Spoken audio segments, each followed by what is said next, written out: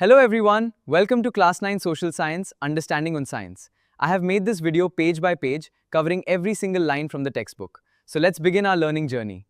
Alright everyone, let's take a deep breath and dive in.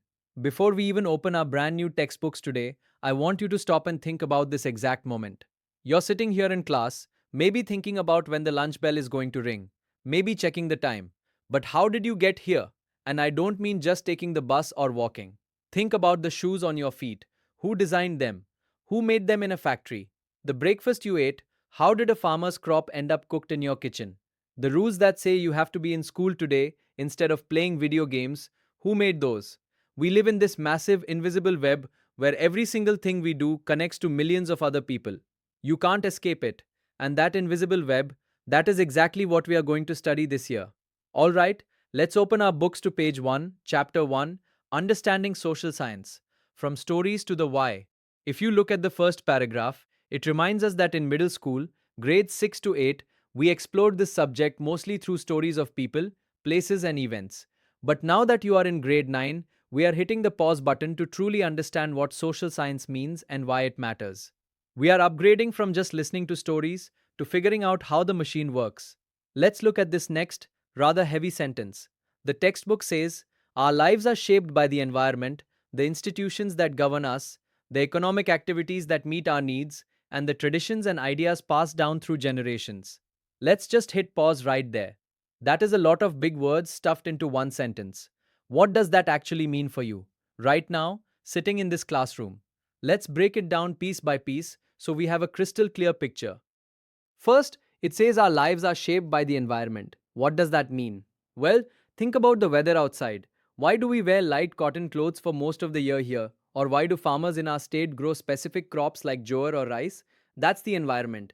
The physical geography and climate around us literally dictate what we wear, what we eat, and the kinds of houses we build. Next, it mentions the institutions that govern us, basically, our government and laws. Have you ever wondered who decides that traffic lights should turn red? Or who mandates that you must wear a helmet on a two-wheeler?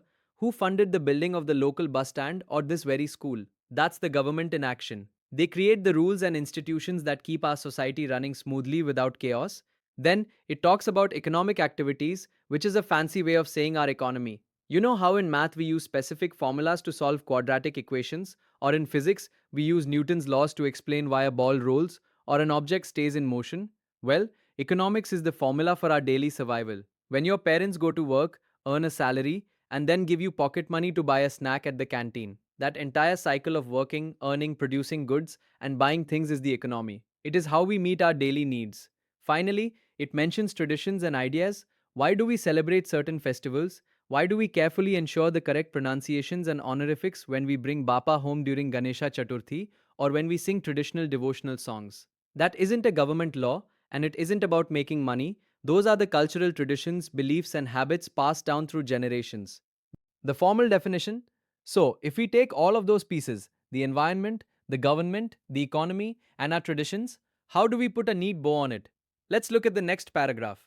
The author says, in simple words, social science is the systematic study of human society. It goes on to say that it doesn't just tell us what happened in the past or where a mountain is located on a map. Instead, it explains the why and the how.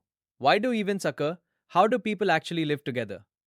How does the environment influence our daily life? How do governments and economies actually operate? It is the study of how the past and the present crash together to shape the exact world we are standing in today. Science versus social science. Now, you might be thinking, wait a minute, I already study science. I have a whole other textbook for that. How is this different? The book gives us a great comparison here. It points out that subjects like physics, chemistry, and biology study the natural world. When we step into a lab or calculate the trajectory of a moving object, we are studying the laws of nature. But social science? It focuses on human interactions. It looks at our society, our institutions, and our cultures. It takes the magnifying glass away from the atoms and the cells and points it directly at us. It helps us understand not only what is happening in our social world, but why it happens and how deeply interconnected we all are. Social science in everyday life. If this all still sounds a little bit like abstract theory, the textbook brings it right back down to earth in the final section of this page. Social science in everyday life. The book asks you to do something very simple. Think about a day in your life, your house. You wake up in a house, but the materials to build that house, the bricks, the cement, the steel, didn't just magically appear. They were sourced from different places, manufactured, and transported. Your food, you eat your meals. But before that food reaches your plate, think about the journey. It had to be harvested by farmers, processed in factories, transported across state lines in trucks, and finally bought and sold in your local market.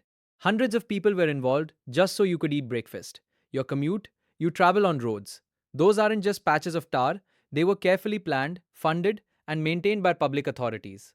Your school, you study in a school. This isn't just a building, it is shaped by massive educational policies and programs designed by the government. Your electricity. Even the electricity powering the fan or the lights in your room right now is generated at a distant power station and delivered through a vast, highly complex network.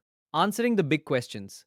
Before we end this first page, let's take those detective glasses and answer a few big questions directly, so you know exactly what they mean when you look at the world around you. Why do some people live in crowded cities? Because cities are where most jobs, big opportunities, and better services like hospitals and schools are gathered. Why do some regions depend on farming? They do so because they have fertile soil, plenty of water, and the right kind of weather for growing specific crops. And why are some regions more prone to floods?